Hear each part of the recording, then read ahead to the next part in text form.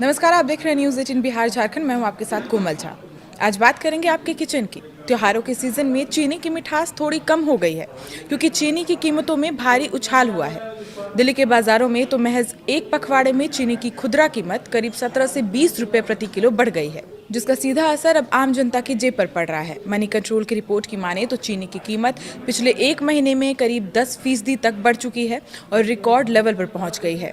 चीनी की बढ़ती कीमत का असर आम ग्राहकों पर भी दिखाई दे रहा है। उपभोक्ता मामलों के मंत्रालय के आंकड़ों की माने तो 18 अगस्त को देश में चीनी की एवरेज रिटेल कीमत 52 रुपये 30 पैसे थी। एक साल पहले इसी अवधि में ये कीमत 46.34 रुपये प्रति किलो थी। यानी सालाना आधार पर अगर कीमतों पर नजर डालें तो चीनी की कीमत करीब 13% बढ़ गई है। बढ़ती कीमतों के बीच अब केंद्र सरकार भी सक्रिय हो गई है और चीनी के स्टॉक को लेकर नियमों को और सख्त कर दिए गए हैं ताकि इसकी कालाबाजारी ना हो सके। सरकार के नए आदेश के मुताबिक अब एक महीने में 10 मीट्रिक टन से ज्यादा चीनी का इस्तेमाल या कारोबार करने वाले डीलर 15 दिन से ज्यादा का स्टॉक अपने पास नहीं रख सकेंगे। नया नियम 1 सितंबर से लागू होगा और 30 नवंबर तक ये जारी रहेगा। सरकार का ये कदम बाजार में चीनी की उपलब्धता बढ़ाने और कीमतों को कंट्रोल करने के लिए उठाया गया है।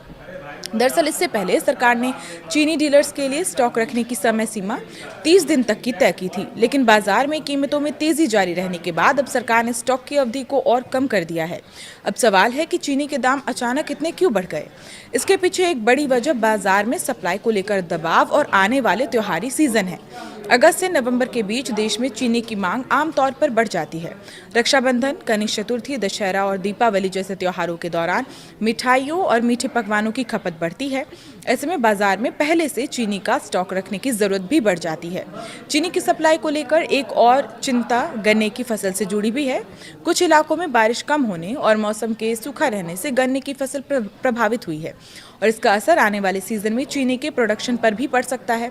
आपको बता दें कि सरकार इससे पहले भी बाजार में चीनी की उपलब्धता बनाए रखने के लिए कदम उठा चुकी है। अब नए आदेश के बाद 15 दिन की सीमा लागू हो जाएगी, यानी बड़े स्तर पर चीनी का इस्तेमाल या कारोबार करने वालों को जरूरत से ज्यादा स्टॉक अपने पास रखने की अनुमति नहीं होगी। सरकार की कोशिश है कि चीनी बाजार में उपलब्ध रहे और जमाखोरी जैसे हालात ना बन सके। फिलहाल चीनी की बढ़ती कीमत ने आम आदमी की रसोई का बजट जरूर बिगाड़ दिया है, लेकिन सरकार की नई स्टॉक लिमिट से बाजार में कीमतों के नियंत्रण में कितनी मदद मिलती है ये तो वक्त ही बताएगा। आज के लिए इतना ही। देखते रहिए न्यूज़ 18 बिहार झारखंड।